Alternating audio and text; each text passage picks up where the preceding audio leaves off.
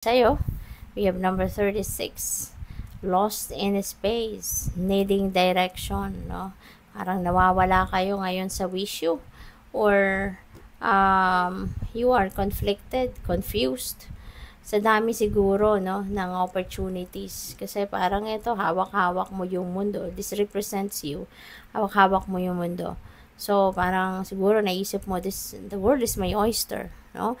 Ang dami-dami at baka na-overwhelm kayo sa dami ng opportunities na po pwedeng nandiyan sa inyong harapan, no? Kaya you are conflicted. Parang ganon. So, ngayon, you are needing some kind of direction, diba?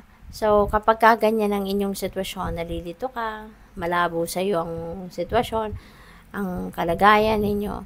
So, mag-tune in ka sa inyong intuition. Okay?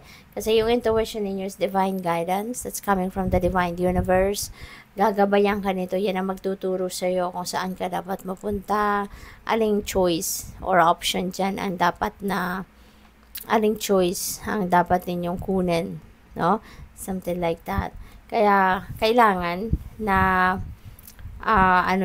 pakinggan ninyo, konti munang panahon ang igugulin ninyo para sa pagninilay-nilay at pagmumuni-muni ninyo para marinig ninyo yung bulong ng inyong intuition.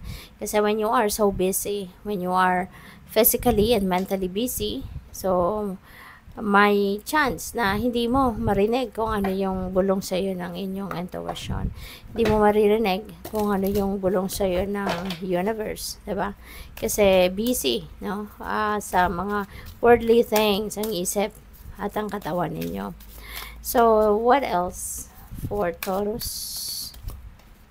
We have number 22. This is intuition. So, speaking of intuition, here you go. Talagang kailangan mong makinig, no? Kailangan mo na mag-tune in sa inyong intuition, because for sure there are intuitive messages and intuitive nudges na pinapadala sa iyo ang universe. You're being sent, no? A guidance through your intuition. Kaya mahalaga na mag-pay attention kayo dito. Mag-tune in kayo rito. Alright? And also, number 22 is a synchronicity. So, that is a master number. So, I suggest, no, pakitignan po ninyo ang ibig sabihin ng master number 22. Okay?